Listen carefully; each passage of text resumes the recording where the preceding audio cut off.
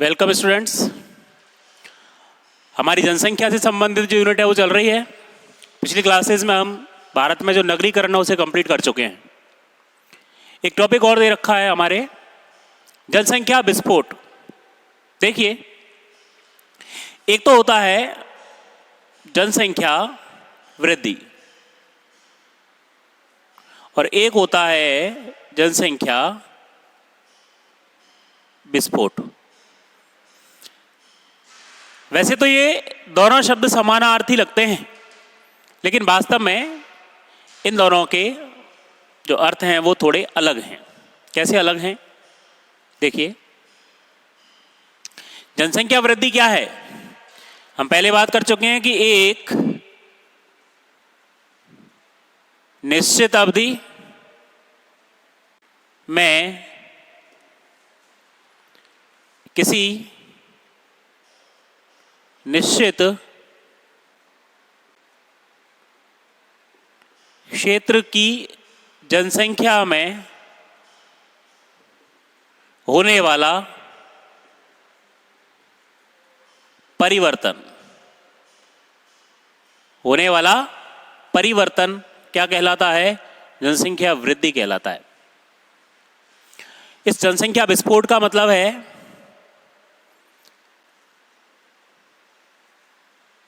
किसी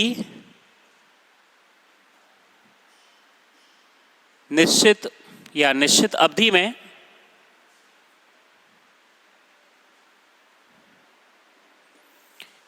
किसी निश्चित क्षेत्र की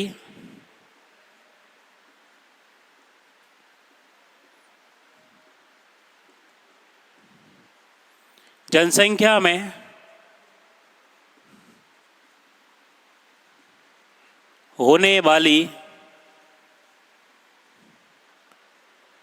तीव्र वृद्धि। तो दोनों में यदि देखा जाए तो केवल अंतर है कहां पर? यहां पर। देखिए, जनसंख्या वृद्धि किसी स्थान पर एक निश्चित अवधि में, जैसे 2001 से 2011 के बीच होने वाला जनसंख्या का परिवर्तन है। अब ये जो परिवर्तन है ये धनात्मक भी हो सकता है और ऋणात्मक भी हो सकता है। मतलब किसी स्थान पर उस अवधि में जनसंख्या घट भी सकती है और बढ़ भी सकती है। दोनों ही स्थिति में वो क्या कहलाएगी? जनसंख्या वृद्धि कहलाएगी। ये जनसंख्या की प्राकृतिक वृद्धि होती है। लोगों का जन्म लेना और लोगों का मरना। अगर जन्म लेने वाले लोग ज्यादा हैं तो ये धनात्मक होगी और मरने वाले लोग ज्यादा हैं तो ये ऋणात्मक होगी। लोग तो उसके अंदर बढ़े, हालांकि मर ज्यादा गए लेकिन बढ़े तो सही, तो टोटल जनसंख्या निकली वो माइनस में निकली फिर वृद्धि।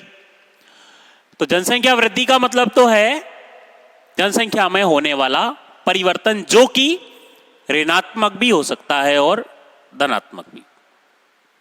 फिर जनसंख्या विस्फोट शब्द क्यों यूज में लेते हैं हम? जनसंख्या विस्फोट क्या है? एक निश्चित अवधि में किसी निश्चित क्षेत्र की जनसंख्या में होने वाली तीव्र वृद्धि। कैसी वृद्धि? तीव्र, जो कि केवल और केवल धनात्मक होगी। केवल और केवल तीव्र वृद्धि। तो इस तीव्र वृद्धि को क्या कहा जाता है? जनसंख्या विस्फोट कहा जाता है। अब इस तीव्र वृद्धि का कारण क्या है?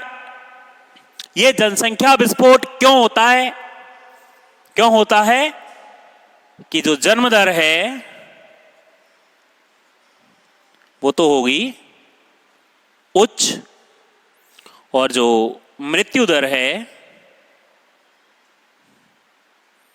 वो होगी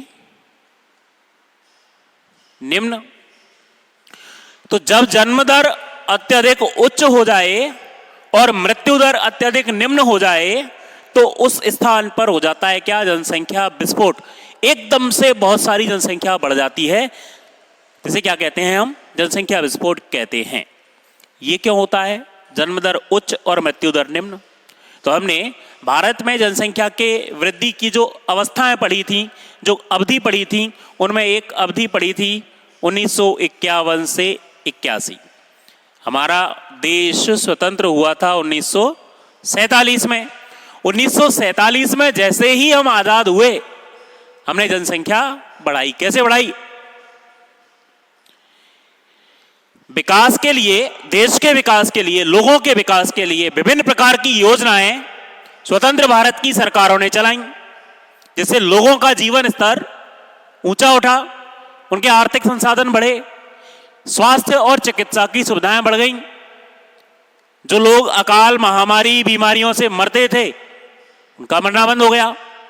मतलब इन सारी सुविधाओं की वजह से, छोटी छोटी बीमारियों से जो लोग मर जाते थे, उनका मरना बंद हो गया। तो इन सारी सुविधाओं के बढ़ने की वजह से मृत्यु दर तो कैसी रही? निम्न रही। कम मरने लगे लोग। जन्म दर जितने थे, अब तो स्वतंत्र भी हैं, अच्छे आर्थिक संसाधन भी हमें प्राप्त होंगे आगे चल करके, हमारा देश स्वतंत्र हो गया है। तो जन्म दर पर कोई नियंत्रण नहीं रहा, क्योंकि उस समय जब प्रारंभ था स्वतंत्रता के बाद का, तो वहां परिवार नियोजन के कोई विशेष कार्यक्रम नहीं चलाए गए।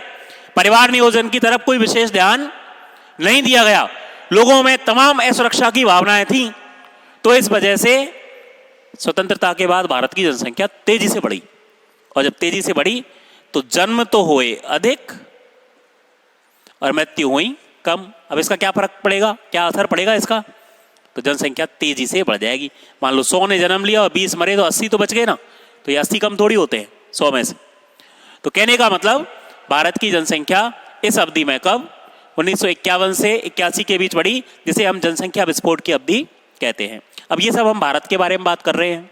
तो पहली बात तो ये कि जनसंख्या विस्फोट क्या होता है। तो एक निश्चित अवधि में किसी निश्चित क्षेत्र में जनसंख्या में होने वाली तीव्र वृद्धि को क्या कहा जाता है? जनसंख्या विस्फोट कहा जाता है, जिसके लिए उच्च जन्म दर और निम्न मृत्यु दर जिम्मेदार होती है। उच्च जन्म दर होने और निम्न मृत्यु दर होने की वजह से जनसंख्या में तीव्र वृद्धि होती है। और ये सब जानते हैं हम कि उच्च जन्म दर और निम्न मृत्यु दर के कारण क्या रहे। तो ये तो बात हुई जनसंख्या विस्फोट शब्द के बारे में। भारत में पैराग्राफ चेंज करके आप डालना चाहें, भारत में 1951 से 81 की कालावधि को जनसंख्या विस्फोट का काल कहा जाता है, जिसमें भारत की जनसंख्या में तेजी से वृद्धि हुई, जनसंख्या में तेजी से विस्फोट हुआ। भारत की जनसंख्या 1951 से 81 के मध्य तेजी से बढ़ गई।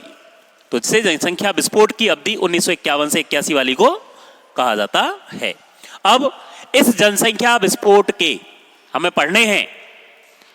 अर्थ तो पढ़ लिया क्या होता है, अब हमें पढ़ना है इसके कारण। जनसंख्या विस्फोट के कारण। ये एक ऐसा टॉपिक है जिसे हम वर्षों से पढ़ते आ रहे हैं लगातार कि भाई जनसंख्या में जो वृद्धि है वो किन कारणों से हुई भारत में और किन कारणों से होती है। तो उनके अंदर जो जो महत्वपूर्ण कारक हैं उनकी बात हम यहाँ करते हैं। मैं आपको बिंदुओं के रूप में बताऊंगा, थोड़ी सी बात करेंगे उनके बारे में, बाकी उनका जो व्याख्या करना है, उनका जो डिस्क्रिप्शन है वो बहुत सामान्य रहता है। तो सबसे पहले देखिए, पहला कारण जनसंख्या वृद्धि का पहला कारण है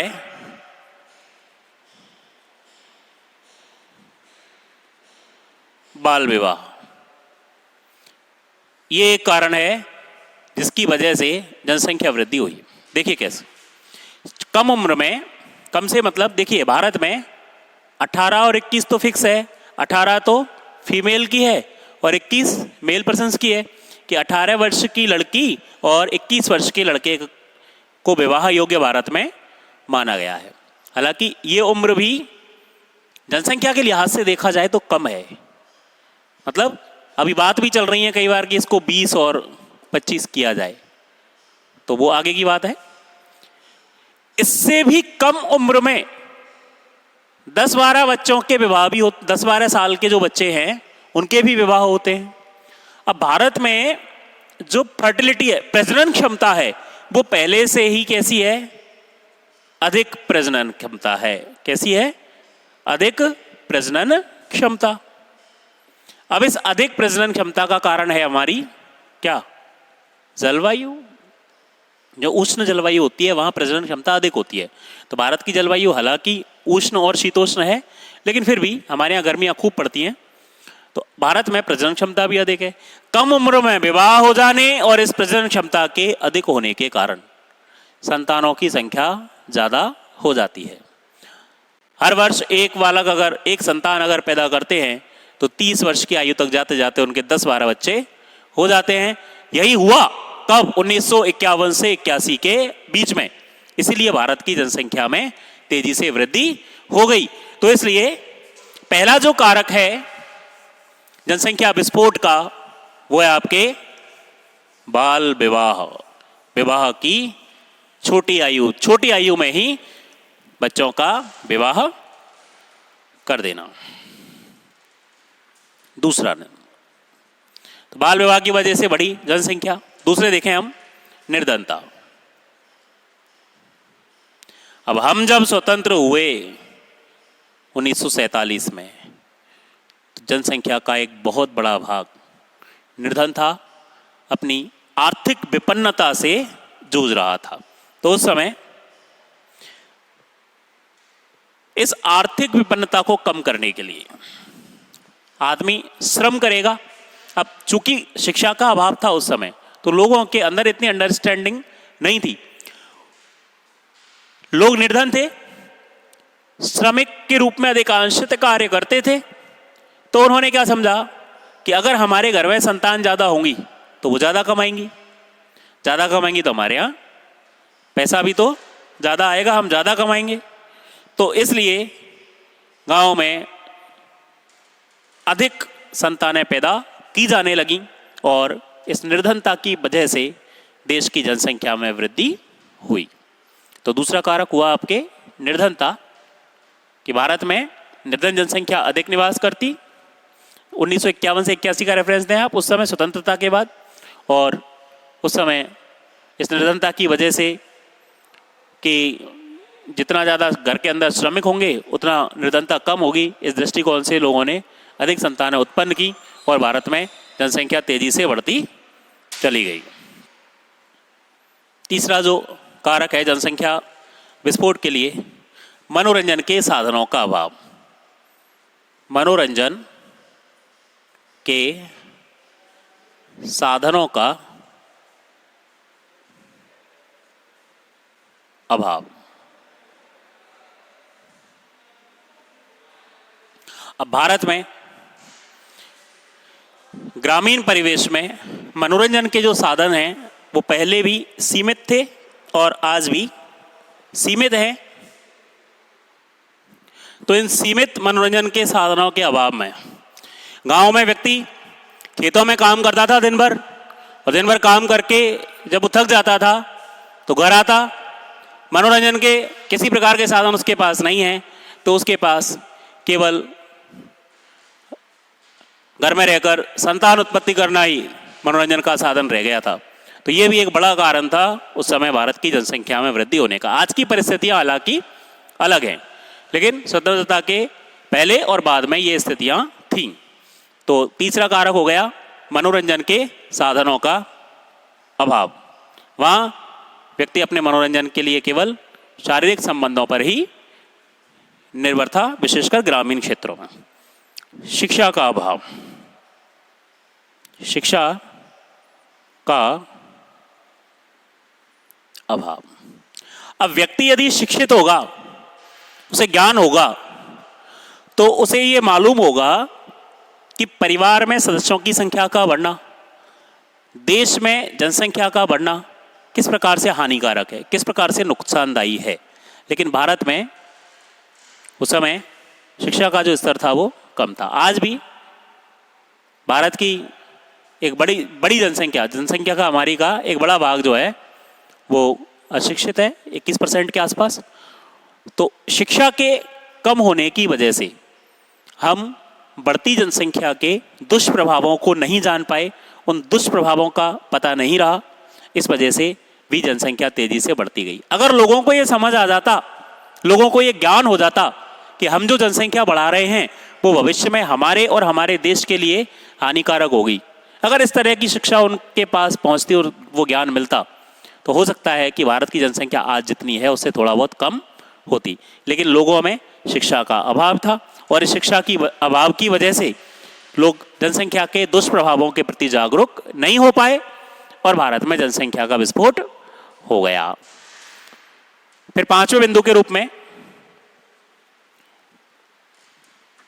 धार्मिक भावना, ये भी भारत में एक महत्वपूर्ण कारक है जनसंख्या के विस्फोट होने का। देखो धार्मिक भावना में क्या, एक तो आदमी के ये रहती है कि हे भगवान, अगर मुझे स्वर्ग में जाना है तो एक पुत्र तो होना ही चाहिए, क्योंकि अगर पुत्र नहीं होगा तो मुखाग्नि कौन देगा, मर जाऊंगा तब, और जब पुत्र के हाथ से मुखाग्नि नहीं मिलेगी तो मेरी आत्मा को शांति नहीं मिलेगी। ऐसी धार्मिक भावना भारत के समाज में पहले से थी। तो इस धार्मिक भावना ने लोगों को प्रोत्साहित किया अधिक संतान उत्पत्ति करने के लिए। किसी के घर में यदि 4, 5, 6, 8 बालिकाएं भी हो जाती, तब भी वो व्यक्ति 8 के बाद भी 9वां प्रयास करता। क्यों करता? क्योंकि उसको क्या चाहिए था? पुत्र चाहिए था। और पुत्र प्राप्ति की अभिलाषा में धीरे धीरे जनसंख्या बढ़ती चली गई, परिवार के सदस्य बढ़े और जनसंख्या भी बढ़ती चली गई। इसके अलावा कोई स्त्री के मान लो 1-2 बच्चे हैं तो पुराने समय में उसको कुछ समझा नहीं जाता था।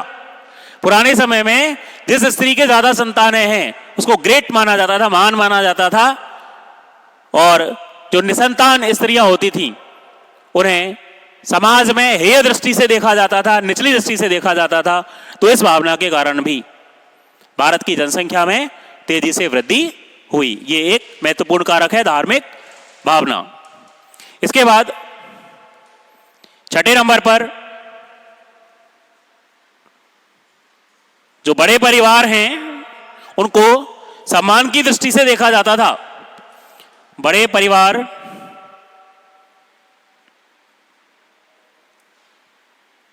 सम्मान के पात्र,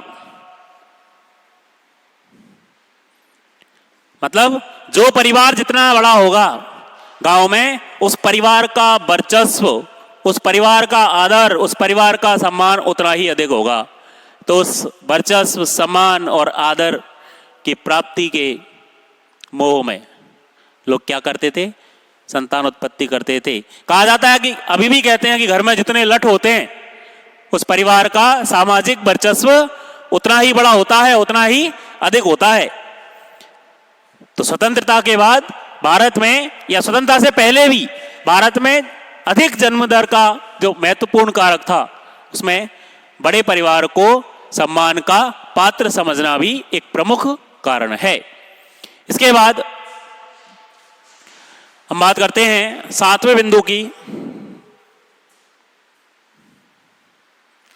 परिवार नियोजन। परिवार नियोजन के उपायों का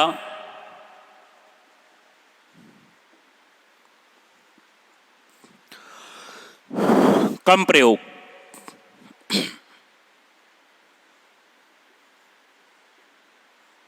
परिवार नियोजन के उपायों का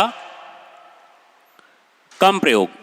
तो देखिए, परिवार नियोजन के लिए, संतान निरोध के लिए जिन उपायों को किया जा सकता है, भारत में उन उपायों के प्रति लोगों की जागरूकता बहुत कम थी। लोग उन संसाधनों के बारे में जो परिवार नियोजन के लिए काम में आ सकते हैं, उन उपायों के बारे में जिनसे परिवार नियोजन हो सकता है, संतान उत्पत्ति को रोका जा सकता है, उन उपायों के बारे में जागरूक ही नहीं थे। लोगों को उनके बारे में मालूम ही नहीं था, पता ही नहीं था, और जब लोगों को उनके बारे में पता नहीं था तो प्रयोग भी कम हुआ। तो परिवार नियोजन के उपायों का कम प्रयोग होने के कारण भारत में जन्म दर तेजी से बढ़ी, जो जनसंख्या विस्फोट के लिए एक महत्वपूर्ण कारक है। परिवार नियोजन के लिए आज बहुत सारे उपाय हमारे यहाँ हैं। आज मानव समाज थोड़ा सा शिक्षित हो गया है, हमारे यहाँ लोग शिक्षित हो गए हैं, तो आज इनको अपनाया जाता है, क्योंकि भारत की जो जनसंख्या वृद्धि दर है वो घटते रूप में है। लेकिन फिर भी पुराने समय में इन निरोधक उपायों को नहीं अपनाया जाता था। 8वें बिंदु के लिए हम बात करते हैं अत्यधिक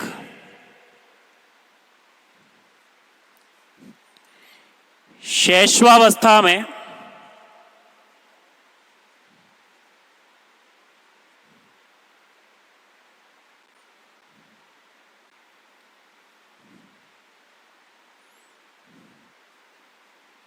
मृत्यु दर, शैशवावस्था में मृत्यु दर अधिक।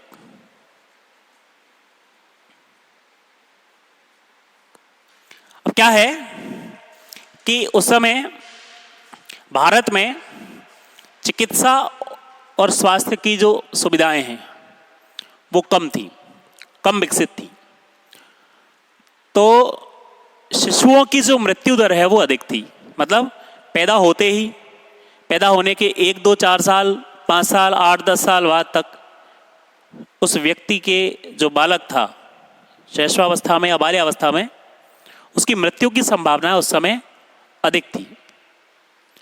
तो एक व्यक्ति के 1, 2, 3 बालक हो गए, तो कई बार, अब सबके साथ ऐसा नहीं होता था, लेकिन आस पड़ोस में आदमी देखे कि इसके 2 मर गए, एक ही बचा, तो इस भावना से प्रेरित होकर कि छोटे बच्चे मर जाते हैं, इस भावना से प्रेरित होकर परिवार में 5, 7, 8 बच्चे पैदा होते। अब किसी के घर में से 1, 2 कम हो जाते और बाकी किसी के में पूरे के पूरे ही होते। तो इस चीज की वजह से, किसकी वजह से? शैशवावस्था में मृत्यु दर के अधिक होने की वजह से भी लोगों ने अधिक संतानें उत्पन्न की, क्योंकि असुरक्षा की भावना आ गई उनके अंदर कि यदि मेरे 1, 2 बालक हुए और उनमें से दुर्भाग्यवश किसी एक का या दोनों का देहांत हो गया तो उसके पास संतान नहीं रहेगी। तो इस भावना से प्रेरित होकर के और अधिक संतानें लोगों के होने लगी, लोग अधिक बच्चे पैदा करने लगे। फिर 9 नंबर पर सामाजिक सुरक्षा का अभाव। सामाजिक सुरक्षा का अभाव। अरे भाई, लोगों के विचार थे कि अगर पुत्र नहीं होगा, अगर बच्चे नहीं होंगे तो हमारा बुढ़ापा कैसे कटेगा। बेटे को बुढ़ापे की लाठी माना जाता था कि बुढ़ापे में वो पुत्र ही उनको जीवन जीने में, जीविका में सहायता देगा, और जैसे उसका पालन पोषण उन्होंने किया है वैसे वो पुत्र, वो संतानें उनका पालन पोषण करेंगी। और इस भावना से प्रेरित होकर के हर व्यक्ति ने कंपलसरी कर लिया कि संतानें होनी चाहिए और संतानें भी ज्यादा होनी चाहिए। और जब संतानें ज्यादा होंगी तो जनसंख्या विस्फोट तो अपने आप होना ही था। बुढ़ापे में और संकट काल में सहारा प्राप्त करने के लिए उस समय लोग अधिक संतानें पैदा किया करते थे, और माता पिता की यही भावना भारत में जनसंख्या विस्फोट का कारण बन गई। 9 के बाद बात करते हैं बिंदु नंबर 10 की, भाग्यवादी दृष्टिकोण। भाग्यवादी दृष्टिकोण ये क्या? तो भारत के कई सारे समुदायों में, कई सारे धर्मों में ये मान्यता थी क्या कि बच्चा तो भगवान की देन है, तो ना तो इसको पैदा होने से रोकना है और ना मारना है, पैदा होगा तो होगा। ऐसा कहते थे कि ईश्वर ने चोंच दी है तो चुग्गा भी वही देगा। एक बच्चा जब पैदा होता है तो एक पेट लेके आता है, लेकिन साथ में 2 हाथ भी तो लाता है। तो इस तरह की कुछ भावनाएं भारत के पुराने समाज में थी। आज भी कई जगह हैं जो सामाजिक दृष्टिकोण से पिछड़े हुए भाग हैं वहां पर। तो ये भावना भाग्यवादी दृष्टिकोण की कि बच्चा तो ईश्वर की देन है, ईश्वर ने चोंच दी है तो चुग्गा भी देगा। बच्चा एक पेट लेके आता है तो दो हाथ भी लेकर आता है, मतलब कमाएगा और खाएगा, हमारा क्या जाएगा। तो इस तरह की जो भावनाएं लोगों के मन में थी, भारतीय समाज में थी, इन भाग्यवादी दृष्टिकोण, इस तरह की भावनाओं के कारण संतान उत्पत्ति को प्रोत्साहन मिला और संतान उत्पत्ति की वजह से भारत में क्या होता चला गया, जनसंख्या विस्फोट होता चला गया। तो आज हमने ये 10 बिंदु चर्चा किए हैं किसके ऊपर, कि भारत में इस जनसंख्या के विस्फोट के कारण क्या हैं। एक दो बिंदु और शेष हैं। इसके अलावा इस जनसंख्या विस्फोट के क्या प्रभाव हमारे ऊपर पड़े और इस जनसंख्या विस्फोट को कैसे रोका गया या रोका जा सकता है, इन सारी बातों के बारे में हम अगली क्लास में अध्ययन करेंगे। Thank you very much.